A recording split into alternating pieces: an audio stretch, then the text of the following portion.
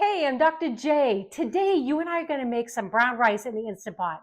It is so easy. It's delicious. I love doing it this way because I can kind of set it and forget it. Can you do it on your stovetop? Absolutely. I just like this because once I close the lid, I can go about and do some other things while this is kind of cooking. It's kind of just an easy way, and I find it's just a no-fail way of doing it. So just a few ingredients. So I'm going to start with 2.5 cups of water. Going to go in. You could use a broth. If you wanted like a chicken broth would be fine in there. I would just use like a low sodium. I like to control the amount of salt. I am going to put in 1/2 teaspoon of kosher salt.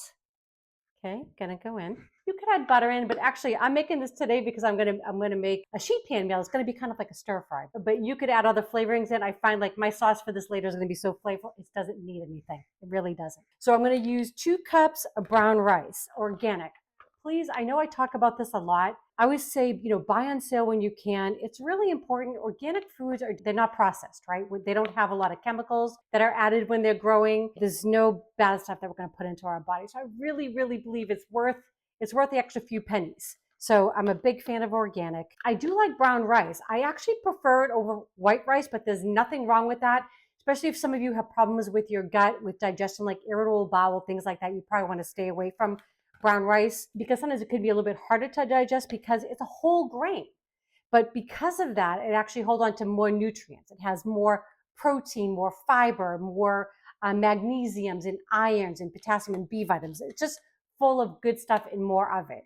It also has a lower glycemic index, and that's really important because it makes for those, especially as we're getting older, we're worried about sugar, our sugar levels.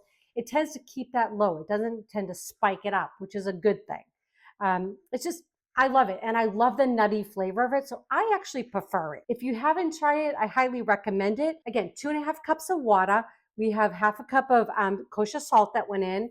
1 cup so far of the rice. I'm going to measure out just 1 more cup. Okay, just like that.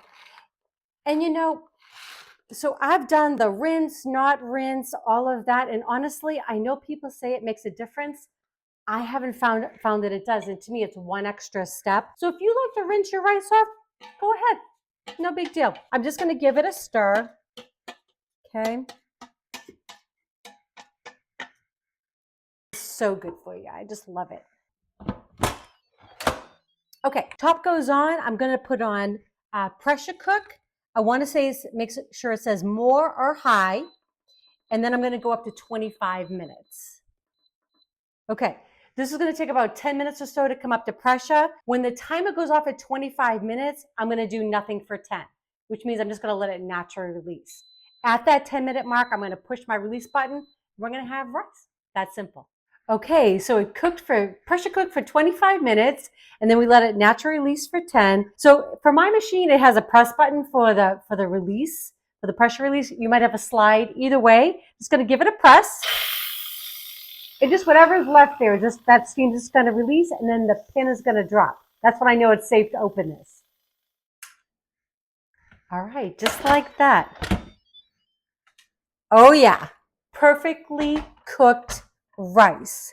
I don't know if you can see inside here. Have you take a look? That's perfect. And so what I'm going to do is just give it a fluff.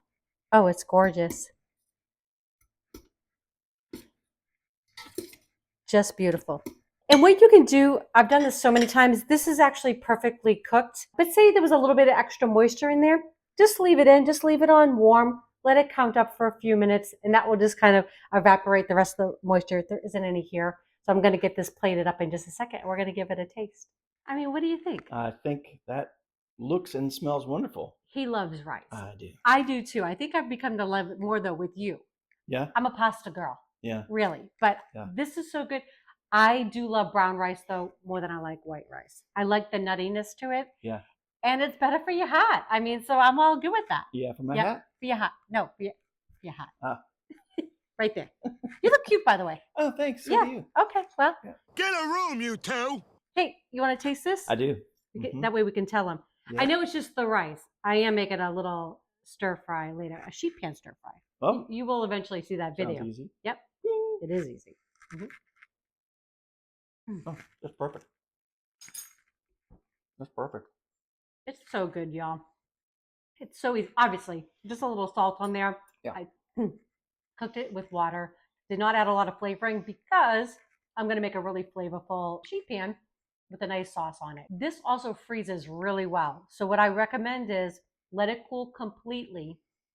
Put it in a glass storage container or a Ziploc bag that's freezer safe. It will stay up to 2 months. It's great. It reheats. Just let it defrost. Reheats really well. It's great for a weeknight stir fry, whatever you want. It's so delicious. Like I said, if you wanted, you could add a little butter in there, add some chicken stock or something, or vegetable broth would be great as well. Listen, we hope you love these recipes. If you do, please share them with your friends and family. If you have not subscribed yet, please do that as well.